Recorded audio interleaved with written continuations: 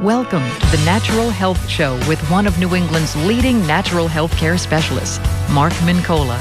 Call Mark at 781-837-4900 on 95.9 WATD. He's waiting to hear from you. Welcome home, Natural Health Nation. Come on in from the cold and grab yourself a warm cup of consciousness. Great to have you with us. You are looking marvelous. We're here to talk to you about something that is rarely talked about, but it really needs a lot of light placed on it. And hopefully we're going to do that. We're going to talk about bipolar disorder. And, the question first and foremost in my mind is, does it exist? Is it truly a classical disorder, or is it really a myriad of different symptoms that correlate biochemically and create a series of symptoms? And that's what we're going to discuss. And there certainly are indeed questions about that very thing. But 5.7 million Americans suffer from bipolar disorder. That is an incredible number. And the numbers are really expanding. So it's something that you're going to hear a lot more about in the future. But presently, 5.7 million Americans. It's obviously normal to have ups and downs, good days, bad days, etc. But this is really a different story. This isn't really just about good days and bad days. This is about an extreme experience of highs and lows and mood swings. Folks who unfortunately lose that inner balance. People that find themselves really at the furthest ends of the emotional spectrum. And there's an awful lot of medication going on. Let's put it that way. But bipolar disorder affects both men and women equally, with an average age onset between the ages of 18 and 22. So it is a disorder that is becoming more and more, I should say, prevalent among the young. It's the manic symptoms include poor judgment, agitation, irritability, and rage, irrational, spontaneous behavior, reckless behavior, in some cases short temper, violent behavior, and increased energy, activity, restlessness, and euphoric moods as well, kind of losing the grip, if you will, losing the balance, the equilibrium on the upper end of the spectrum emotionally. Also, there is a depressive end of the spectrum as well, where people become very affected by low self-esteem, feelings of worthlessness, excessive guilt. There can also be a lot of appetite swings and a lot of mood swings from the food perspective as well, a lot of weight gain, a lot of weight loss, quite common with bipolar disorder as well. There's often a loss of pleasure, interest in previously enjoyed activities among those who are depressed, or going through the depressed phase, I should say.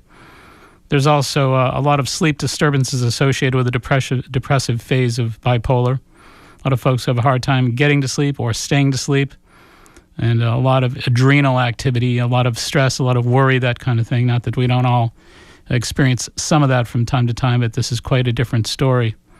Certainly fatigue, loss of energy, and in some cases, a very powerful suicidal side of things as well, continuing thoughts of self-harm and obsessive thinking about self-deprecation, etc. So these are some pretty prevalent conditions that are experienced by those related with bipolar disorder.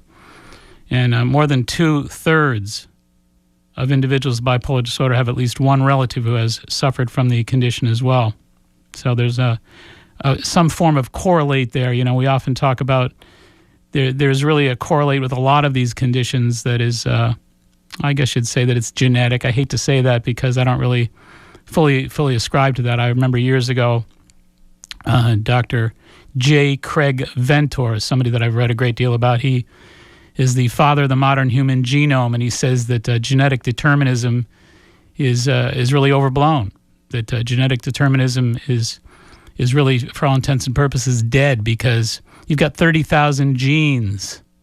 And if you extrapolate the probability factor with only 30,000 genes, you've only got about a 13.3% increased probability of whatever from the genetic perspective. So I tend to think of these correlates from a biochemical perspective, which we're going to talk a great deal about tonight. Again, I bring up the issue that you've got 5.7 million people experiencing the condition that we know of as bipolar disorder, with extreme ups and extreme downs, extreme good days, extreme bad days, and some real sharp edges to these emotional swings. So the question is, does bipolar disorder really exist? That's question number one. I say that from the perspective of my personal and professional life, in that over the years I've known a lot of people and worked professionally with an awful lot of folks who are diagnosed with a variety of conditions, everything from cancer, heart disease, MS, rheumatoid, but bipolar as well. And I mean, probably over the past 30 years, I've probably helped hundreds of people with bipolar disorder.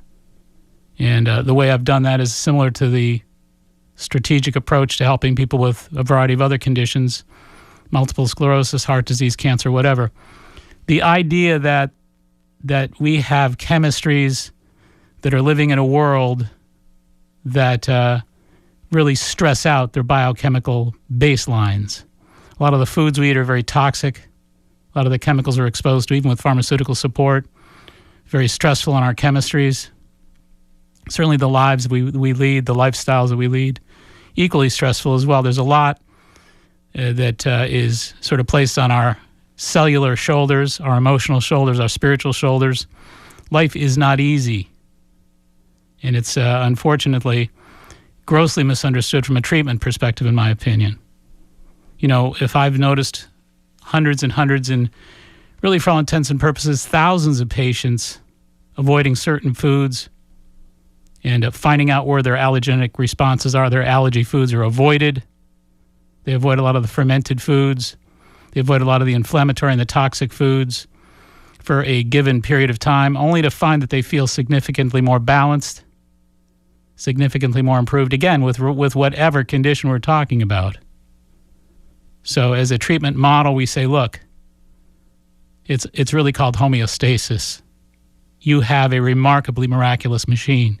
Your brain and your body are unparalleled. They're a miracle unit, capable of producing remarkable responses, biochemically and otherwise. But they've got to be properly balanced. They've got to be biochemically supported, fed properly, or else. And that's really kind of the key here, is that, you know, I guess the way I'd put it is this. Big pharma and the medical world model would like us to think that the only way that we can provide relief for bipolar disorder, et cetera, et cetera, et cetera, is the drug cure, the drug model. There's a remarkable site called banishbipolar.com, B-A-N-I-S-H, banishbipolar.com. It's got quite an interesting YouTube video. But there's a gentleman on there who talks about the model that I have just mentioned to you a moment ago here, the model that I've lived by for 30 years in my professional life. It's a matter of understanding that biochemically, you've got to support your chemistry. And indeed, he found somebody to muscle test him for his foods on this banishbipolar.com YouTube video site. And he's one of thousands of people. I've helped hundreds of people the same way. Correct the biochemical imbalance. Your brain and your body share the same chemistry. If your body's out of balance, your brain is out of balance. If your brain is out of balance, extremes could well indeed take place. So it's my belief that bipolar disorder is in large part, a system of multiple hidden food allergies and disorders of biology such as intestinal dysbiosis, which I'm going to talk about tonight, or what you might call chronic fungal infections, largely ignored by the conventional world of medicine, because lithium, Depakote, Abilify, Lamictal, Effexorex are unfortunately their choice of treatment modality. On this particular this banishbipolar.com video, pretty fascinating. Talks about how when he was medicated, he'd experienced an increase in his depression. He talked about how he hallucinated. Talked about how he had suicidal tendencies from medicine, from the medication. Talked about the mind-numbing quality that it triggered. About the chronic negative thoughts that he couldn't get rid of. Until he was food allergy tested, until he was taken off of the food allergies, until he was taken off of the fermented foods. then he turned his entire life around. And that's kind of what we're going to talk about with you tonight, that there are ways to do that very thing. If you or someone you know or love has bipolar disorder, stay tuned. We'll be right back after these messages. Hi, this is Laura from Good Health. Our stores in Quincy and Hanover are stocked for the holidays. We offer only the very finest 100% organic produce because organic foods offer up to 1,000% more nutrition, vitamins, and minerals than non-organic. So shop smart and make every dollar count. We have an assortment of herbs and spices and international teas and coffees. Our bulk aisle includes over 250 freshly packaged dried fruits, seeds, berries, and nuts. For the holidays, you'll find a new selection of clean skincare and cosmetics, gentle soaps, soy candles, and salt lamps. Every item is available at our everyday low prices. So you can buy healthy, gluten-free poultry, stuffings, and pies, gifts, and home goods with confidence. And you'll save money at Good Health every day. Stop by or log on to goodhealthnaturalfood.com. Watch for the grand opening of our new market in Quincy Center. Celebrate every season with us, and thanks for listening.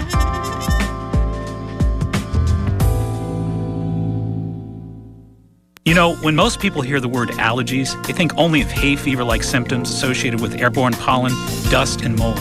But did you know that many experts estimate that between 60 and 80 million of us suffer from immune-related food allergies without even knowing it? Furthermore, food allergies often contribute to serious health problems such as autism, irritable bowel syndrome, ADD, headaches, and chronic ear infections. Now, there's an effective way to identify and eliminate both your food allergies and the troubling symptoms that they aggravate. Allotest Medical Labs at foodallergy.com offers a full complement of clinical, environmental, and food allergy testing to help you get to the root of your allergy problems. Allotest also provides you with a comprehensive rotation diet, lifestyle booklet, and a wallet card to help you live food allergy-free and stress-free. Do you wonder if you or your loved ones are among the 60 to 80 million food allergy sufferers in America? If so, log on to Allotest Medical Labs, foodallergy.com. Talk to your doctor about ordering a food allergy test from Allotest Medical Labs today. Foodallergy.com. Make sure the food you're eating isn't what's depleting you. Now, back to the Natural Health Show, sponsored by Good Health Natural Food, Allotest Medical Labs, Santee Holistic Center, and Healthy Living Magazine. Alrighty, welcome back. Great to have you on board this evening. And just want to make a mention here that I guess it was 2 weeks ago, I'm not sure if it was 2 or 3 weeks ago, we did a program on the natural truth about the flu. And I've been absolutely deluged with emails and calls and all that sort of stuff about, trying to get that video back up and all that stuff. And, well, to be honest with you, we're holding that back for a reason, because on February 7th, which is, I think, a Thursday night, yes, it is a Thursday night, February 7th, coming up very soon, by the way, we're going to do a presentation at the Red Lion Inn in Cohasset. That's 7 o'clock on Thursday, 7 o'clock on the 7th. Simple enough. Easy to remember that. But we're going to do a presentation on the flu, the natural truth about the flu. That very show that we did drew such an incredible audience and such an incredible response. People, of course, have been frightened half to death with the way the media and the world of pharmaceutical medicines have handled it.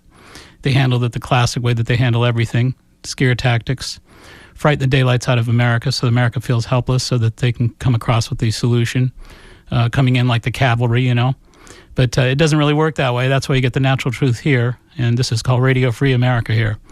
So as a continuation of this process of getting you up to speed with flu support from the natural perspective, we're going to do a presentation on that very topic. If folks are interested in attending, 781-383-3393. I'll give that number one more time. Grab that pen and pencil. 781-383-3393. Easy to remember. So that's, again, Thursday, February 7th, 7 o'clock at night at the Red Lion Inn in lovely downtown metropolitan Cohasset, Massachusetts. So it'll be great to see you there. Hey, we're going to take a quick call from Arthur from Belmont. Welcome, Arthur. Hi, Doc. How are you? Not too bad. I had two questions about the heart disease reversal. For somebody, namely me, who has several blocked arteries and occasional angina, what is it? And I also have insulin resistance. I'm currently about 40 pounds overweight. What is an optimum diet to really try to reverse heart disease? Well, first of all, you mentioned the most important word that you mentioned was the word insulin, Arthur, and I think that insulin indicates that there's inflammation that's taking place. Yes. Heart disease and coronary artery disease, basically inflammatory conditions, prostaglandin elevation, hormone elevation that are inflammatory hormones. There's an entire assembly line of chemistry at work here against your well-being. Insulin is kind of the trigger. So when you and I eat stuff that's starchy and perhaps doughy, etc., a lot of potatoes, a lot of breads, cereals and things of that nature, bananas, whatnot, I think that what ends up happening, or sugars even for that matter, is the insulin levels elevate because insulin is important to help transport that sugar and that glucose. And unfortunately, as that insulin goes up, so does the inflammatory chemistry that we talked about that creates the heart disease and the arterial clogs. There was a doctor, David Brown, and back in 1980, Michael Brown, 1984, he was doing his research at MIT, won 2 Nobel Prizes in medicine for something called HMG coenzyme A reductase. And what those 2 dissertations that won him a Nobel Prize were all about was proving that 80% of the cholesterol in our body is produced by our insulin-triggering our liver system. So our liver is producing 80% of our cholesterol and our blood fats. 80% of your artery clogging is taking place because of your liver's overload of insulin. So it's all about, we used to think it was all bacon and eggs. I tell you that the bacon and eggs can be problematic from an inflammatory condition, or a perspective, I should say, as well. More from a blood clot perspective, though. They produce a lot of thromboxane A2. They trigger a lot of arachidonic acid, which is a fatty acid that drives up your inflammation and drives up your blood clotting factor. So egg yolks, clotting factor. Red meats, clotting factor, which are inflammatory. But the insulin comes from the sugar, and that equals 80% of your cholesterol. So what would the diet focus around when you're trying to get rid of lean poultry and fish and greens? But you're also trying to reverse existing blockages. Yeah, well, I think that what I've seen in the work that I've done over the years is you get that insulin down and you get the lean proteins and greens, as I always like to say, proteins and greens, proteins and greens, proteins and greens. Is stuff like salmon okay with the oil? Sure it is, yeah, fine. So lean protein, lean fish, and plenty of green vegetables. And lots of greens. That's it. My second question is, what thoughts do you have on somebody like me who's, got a pretty serious situation, on 2 things I've been hearing about called chelation therapy and also something called Plaquex, which is intravenous phosphatidylcholine. Do you have any thoughts on the effectiveness of? Yeah, first of all, chelation is really, really effective, and there's many different ways. There's oral chelation, there's IV chelation. I was talking about IV. Yeah, disodium EDTA is what's generally used. There's a company called Sanum out of Germany, SANUM, that makes an oral chelation that's every bit as good. It's actually a homeopathic version of disodium EDTA that is the same substance used in IV here in this country. And they're actually, if you do a little work for looking for Sanum, SANUM USA, Sanum USA, they have an American headquarters out in Seattle, and you can actually order those. I'm not sure what the name of it is, but I used to remember what the name of it was. But there's hundreds of medicines they make, but they make a disodium EDTA chelator. So, if in your experience, the Sanum EDTA can be as effective as going to do these expensive intravenous drips? Yes, in conjunction with using some other oral chelators like serrapeptase. Serrapeptase is a protease. It's a Pac-Man molecule. It actually gobbles up all those plaquey proteins and calcifications. So I'd say the disodium EDTA that's in the Sanum remedy, along with some serrapeptase, wonderful medicines, great way to do it. And you got to eat right, as we just said. Have you heard anything about Plaquex? That was my last question. Yeah, I have. It's also known as phosphatidylserine. Yeah. I prefer phosphatidylcholine myself. I believe because you need a high phosphorus base to eradicate all those calcifications. That hydroxyapatite requires phosphorus. So phosphatidylcholine you would take as an internal, as an intravenous drip? No, I'm talking about oral chelation. I would add it to my oral chelation recipe. So you would just take phosphatidylcholine, which is lecithin, you mean? Well, no, the phosphatidylcholine is a component. It's an isolated component in lecithin. You could use the lecithin if you want, but I'd prefer 400 or 500 milligrams of phosphatidylcholine 4 or 5 times a day. Do you know any good brand on that? I think that there's a limited availability over the counter. I think that Molecular Biologics does one.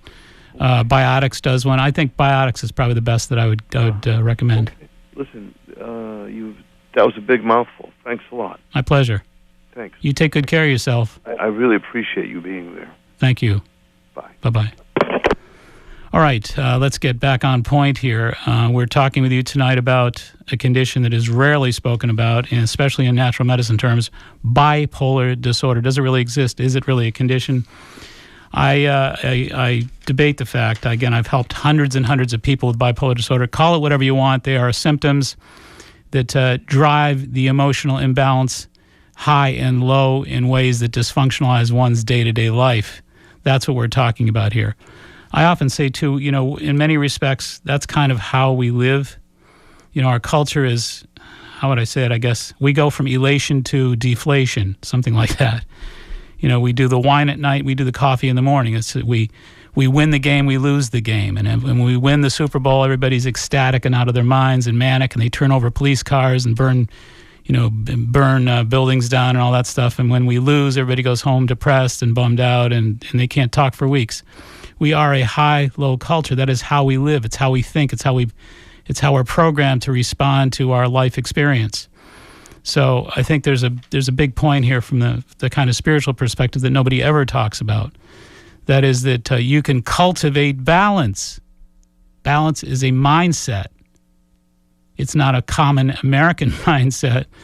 That's why I say that I think this bipolar condition is not just biochemical. I think that it's spiritual, it's emotional, it's consciousness-based, but it is, of course, biochemical as well. We're going to talk more about that. But it's, in my mind, it's something that needs to be addressed like most conditions should be in a holistic manner. We are complex, integrated, whole beings. And when we want to be properly and effectively treated, we need to be properly and effectively treated at deeper levels and at broader levels. That's where medicine is failing us. And I think we need to kind of pick up the slack here and take care of ourselves and demand that we're cared for and thought of in a holistic manner.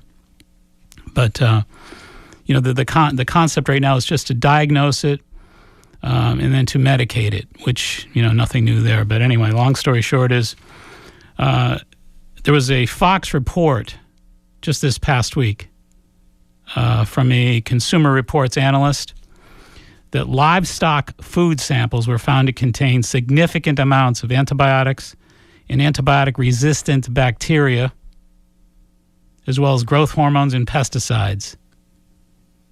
Not uncommon at all, of course. Not uncommon at all. From 1977, oh, by the way, this is a really important point that I left out. 80% of all antibiotics sold in America are for livestock. 80% of all antibiotics sold in America are for livestock.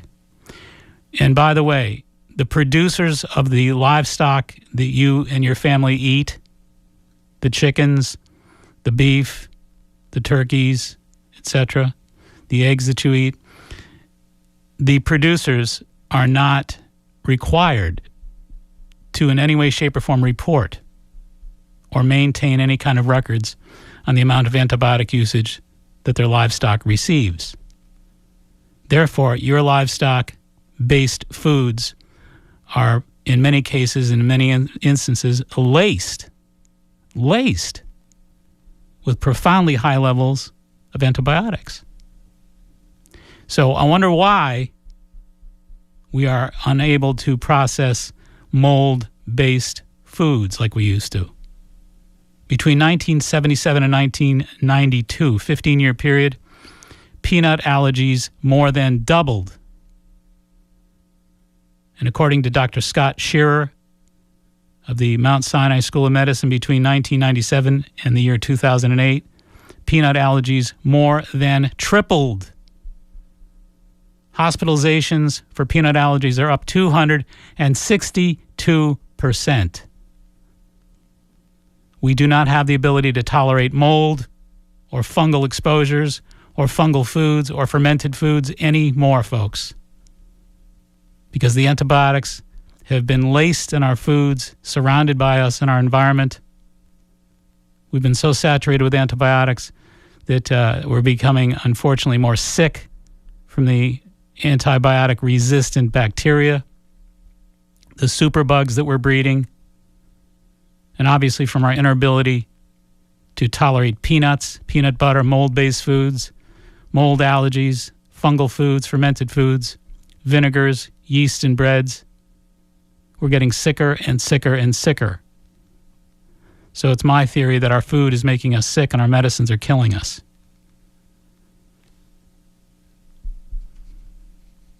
A food allergy is the result of the body's inflammatory rejection of foreign proteins that it does not recognize. I'll say that one more time.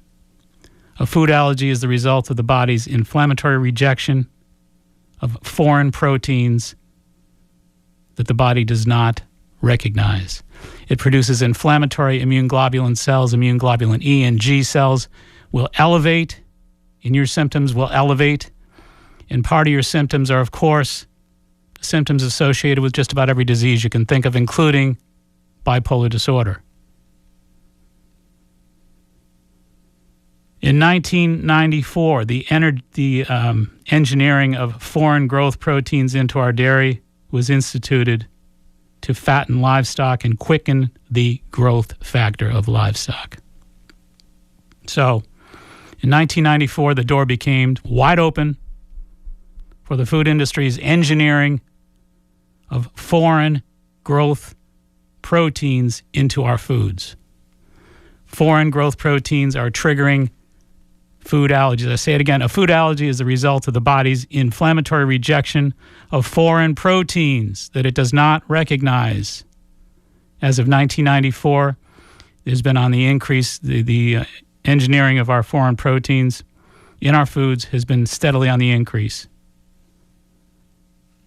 Today, 70% plus, more than 70% of our soy, corn products, genetically engineered with foreign proteins for quick fattening of our livestock, causing food allergies that are disabling our bodies, our brains, our chemistries, with immune globulin G and immune globulin E inflammation. Wheat gluten, the protein in wheat that thickens up. I always say when you cook pasta or something like that, leave it on the stove overnight, come down the next day, it swells. It's very obstructive. That's because wheat has been glutenized, I-Z-E-D. It's been increased. The glutenizing of our wheat has been increased 90% over the past 75 years. The occlusive nature of your wheat is like silly putty. So the key here is our food is making us sick. And then what do we do when we're sick and nobody's making the connection that it's the food that's making us sick? They immediately turn to a diagnosis and a prescription. And then after your food makes you sick, the medicine makes you sicker or kills you. It's insanity. It's crazy. I had a woman come see me from New York several years ago, about 6-7 years ago. She had a very severe depression. Severe depression. She cried for 45 of the 60 minutes that I worked with her. She'd been on 6 different antidepressants to no avail. I found that she had a wheat allergy that was cerebral. I told her it appeared to me that her allergy to wheat was the primary cause of her depression. Sure enough, she got off the wheat. She's back to work. She's living a functional life, and she just has to stay completely away from wheat and gluten. In Japan, Australia, the United Kingdom, and all throughout Europe, genetic modification, pesticides usage in food is illegal. In Europe and throughout the world, putting foreign proteins in foods is not allowed. You are guilty until proven innocent. Here in the United States, of course, we are innocent until proven guilty. At least the food industry is, and the pharmaceutical industry is. Give big business the benefit, not the consumer. The rest of the world protects the consumer. We protect the profiteers. We are paying dearly with our health to protect illicit profit. We're going to take a short break. We'll be right back. My name is Mark Mincolla. You're listening to The Natural Health Show. Stay tuned. Hi, this is Mark Mincolla. Over the past decade, The Natural Health Show has attracted many thousands of avid listeners. I'd like to extend an open invitation to all potential new sponsors to join our Natural Health Show family. If you own a Heart Smart lighter fare or seafood restaurant, a fitness or day spa, or if you're an allied health professional or coach, the Natural Health Show is the perfect place for you to make the direct connection with your demographic target.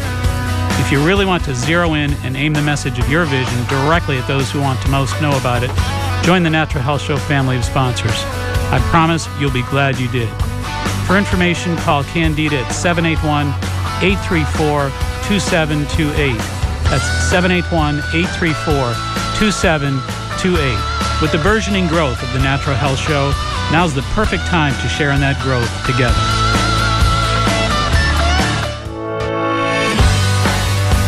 Now, back to the Natural Health Show, sponsored by Good Health Natural Food, Alites Medical Labs, Santee Holistic Center, and Healthy Living Magazine. All right, welcome back. I just want to kind of emphasize that point again, that we're breeding a lot of antibiotic-resistant bacteria, as well as chronic fungal infections and fungal sensitivities.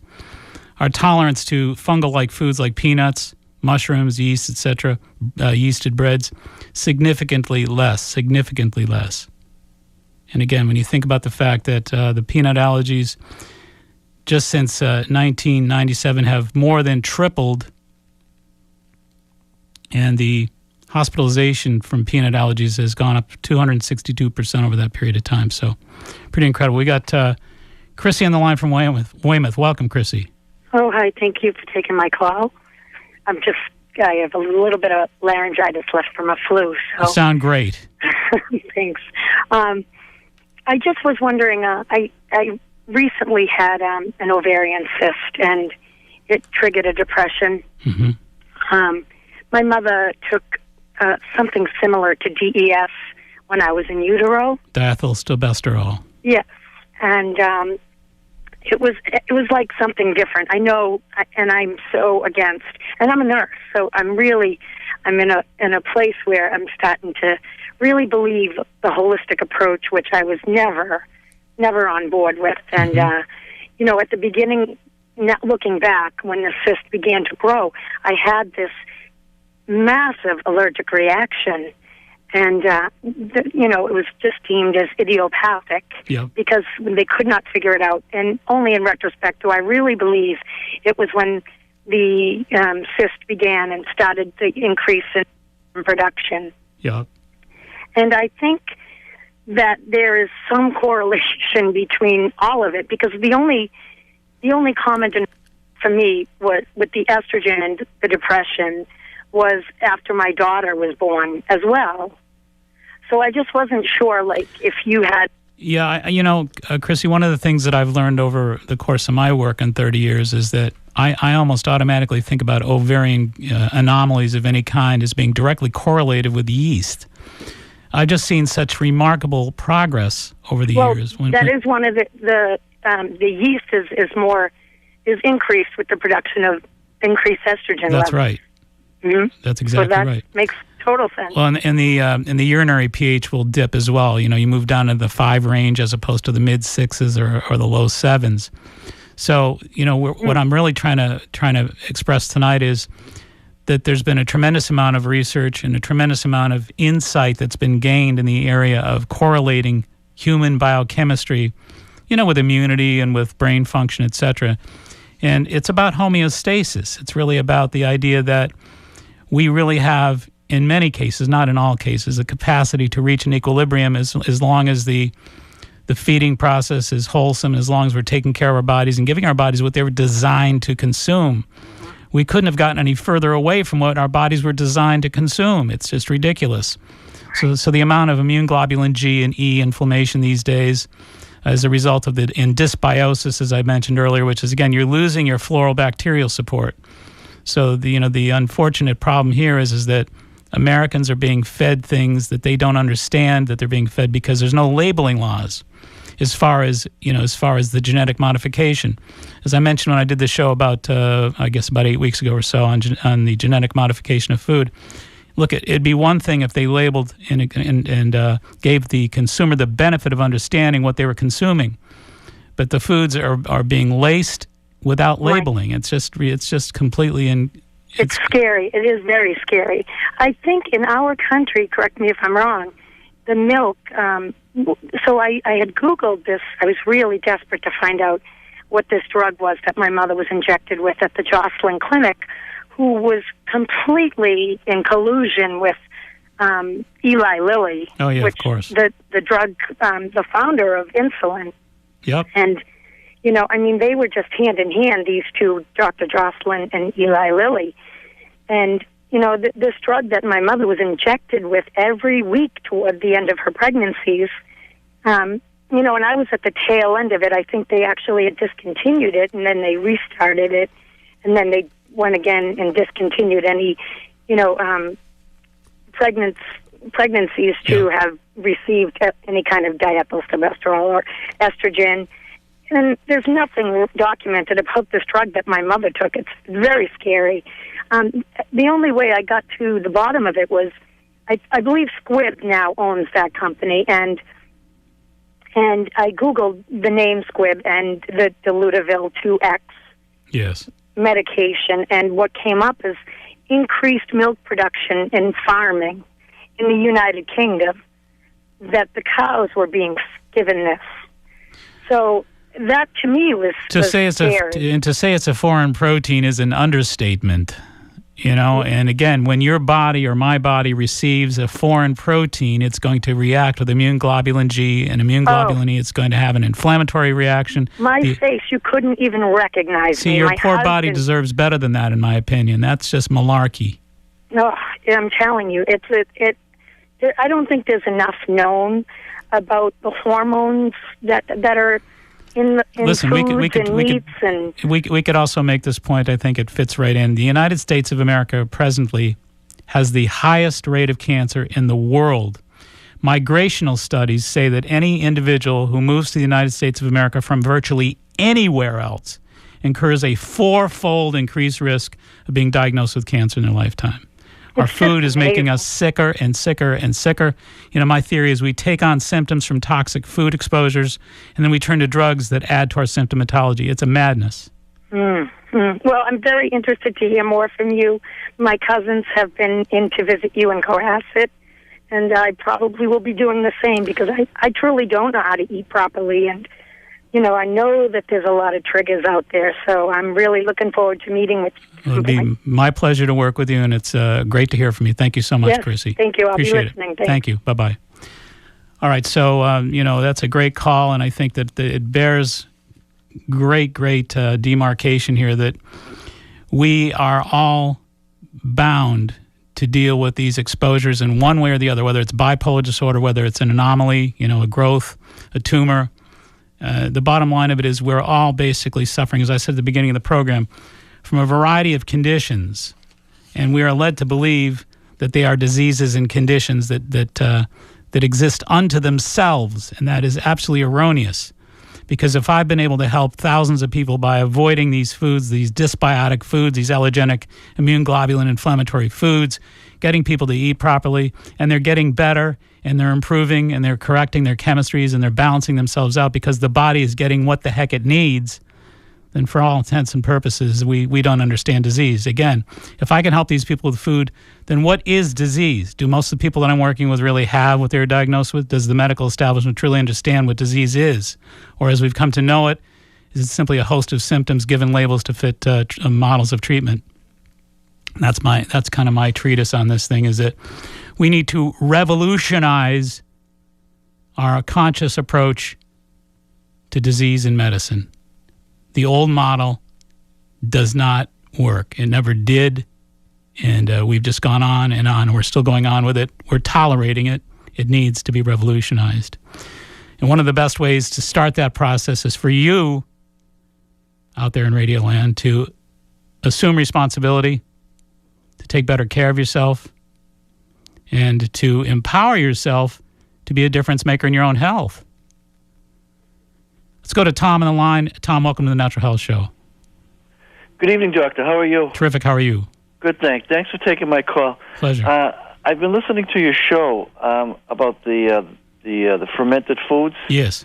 And I guess my question is kind of a two-parter. I've always been either told or believed that fermented foods, such as like things like sauerkraut and vinegar, were good for the increasing or maintaining the digestive enzymes in your gut.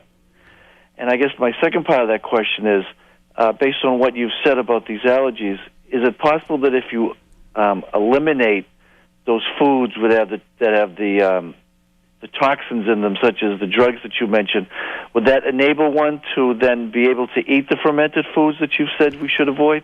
Well, first of all, let's answer the first question. Fermented foods have for centuries been implemented in diets as a healthy consideration, as you just pointed out. And the reason being, they actually help the production of B12, vitamin B12, intrinsically in the large intestines, which are part of a culture experience. You know, we produce different bacterial cultures. In fact, people are familiar with probiotics.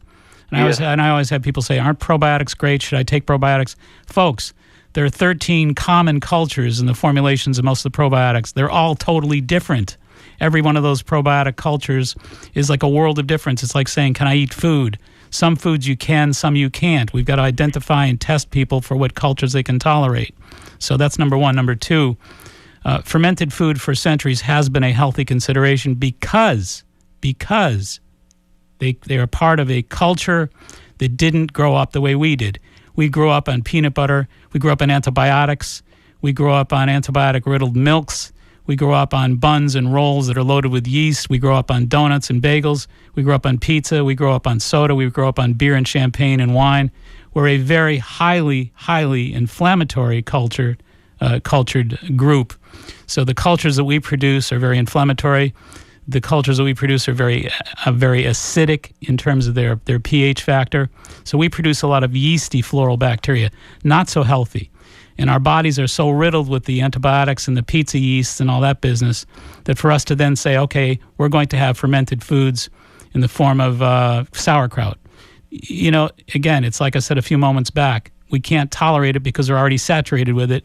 A lot of it has to do with the antibiotic usage because antibiotics are finding their way into your body and mind through our foods, through our dairy products, etc. So fermentation produces acetic acid, pyruvic acid, lactic acid, carbonic acid, ammonia. Those are all very potentially problematic. Dr. Otto Warburg, the two-time Nobel Prize winner, said the primary cause of all cancer is the fermentation of sugar. So we're already saturated. For us to basically count on getting the benefits of any kind of fermentation, the boat left the dock. I see. You get that? Great. All right. All right. Thank you very much. My pleasure. Thanks for calling. Bye-bye. All right. Bye-bye. All right. So, I think the key here is balance. Balance. Something that the United States of America desperately needs is balance. That's kind of like the metaphor for bipolar, is that, we really need balance in our chemistry. We need balance in our spirit. We need balance in our minds and our emotions. We are anything but balanced. And I think that's the one thing we need the most to embrace the notion of healing, to embrace the notion of being healthy and whole and well. It's not a matter of going from one extreme to the other. It's a matter of going right to the middle of the matter, right to the heart of the matter, and balancing ourselves out. We need to really kind of, I guess I'd say, resist the temptation for extremism. We need to resist that temptation. There is no balance there. There is no wellness there. So, our food is basically an important part of what is supposed to be a whole life, a whole healthy existence. Food is nutritive, folks. I know food has become fun to such an extent that people forgot what food was really for. Food is filler. I mean, it's really sad when you work with kids. It's really sad because you can have this conversation with an intelligent, sophisticated thinking adult. But, you can take a great kid. A great kid is still a kid. And it's not easy to be a parent. It's not easy to to converse with kids in these matters. And we're all so busy surviving and keeping the note floating, etc., that it gets to be an extraneous fatigue factor thing. It's wear and tear, to fight it out with your beautiful kids about what they're eating. The culture should be spanked. Walk into the cafeteria at your local schools. Walk down the hall of the high schools and look at the Coke machines and the cracker and the snack machines and the candy machines. The culture is saturated with ignorance. The culture is saturated with a feeding process that doesn't feed. Food isn't even there's still physicians that a lot of my patients, my cancer patients, oncologists, I told the story the other day that, you've got a 2-time Nobel Prize winner like Dr. Otto Warburg. How many people have won 2 Nobel Prizes in their lives? About 4. More than 1 Nobel Prize in medicine, 4. 4 people that have ever walked the planet. It's the highest scientific award you can receive. To win 2 of them is astounding.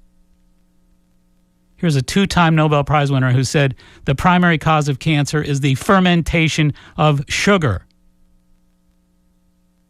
Yet I've got oncologists telling my cancer patients to gain weight by taking more milkshakes. They're trying to send them to Dairy Queen. What am I missing? I feel like Rod Serling. I'm living in the Twilight Zone. Hey, we're going to take a short break. I'm going to see if I find my way back from the Twilight Zone. I'll be right back. Stay tuned. Are you one of the 20 million Americans suffering from neuropathy, shingles, or chronic nerve pain? In the last 3 years, many people have discovered excellent and affordable treatment for diabetic, post-chemotherapy, and other types of neuropathy and chronic pain. Dr. John Hayes, chiropractic physician since 1981 on Route 53 in Norwell, has had such astounding results with his unique neuropathy program that he's now teaching his remarkable system to doctors around the country. His most recent book, entitled Beating Neuropathy, remains a bestseller. In fact, Dr. John Hayes is the world's exclusive educator and trainer for Rebuilder Medical Technologies. Call Dr. Hayes' office 24/7 to schedule a free neuropathy analysis. Call 781-659-7989. That's 781-659-7989. Call now while free neuropathy analysis slots are open. Now, back to the Natural Health Show, sponsored by Good Health Natural Food, Alites Medical Labs, Santee Holistic Center, and Healthy Living Magazine. All righty, welcome back. And I just wanted to mention here one more time that a lot of folks have shown a great interest in the program we did a few weeks back on the flu and the flu shot and natural protection from the flu that really works.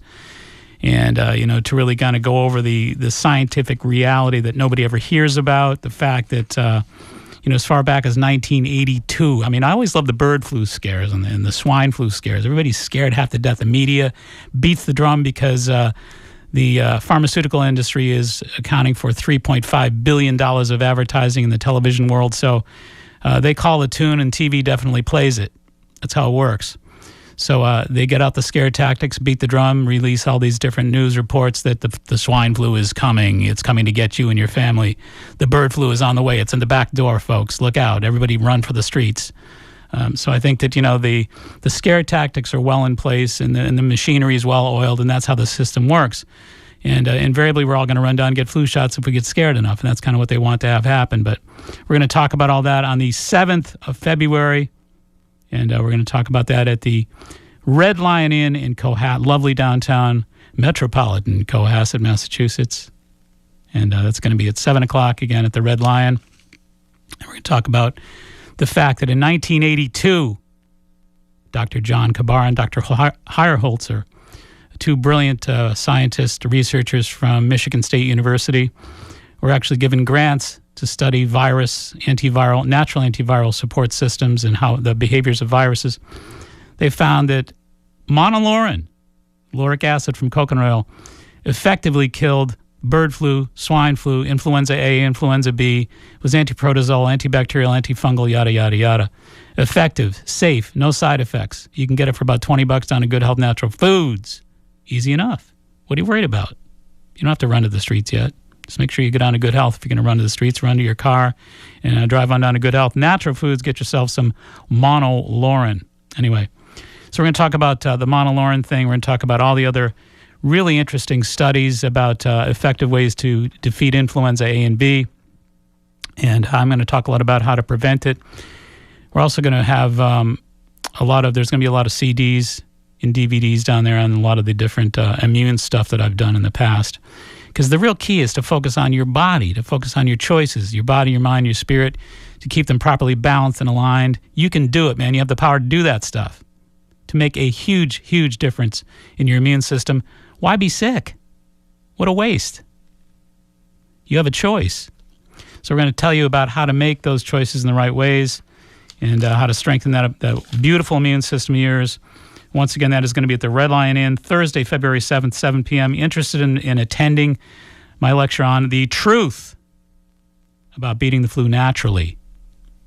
We're going to be able to perform that for you that night, and we're going to do that very thing. So call us if you're interested in obtaining tickets, you're interested in information about that presentation. 781-383. That's a Cohasset Exchange, 383-3393.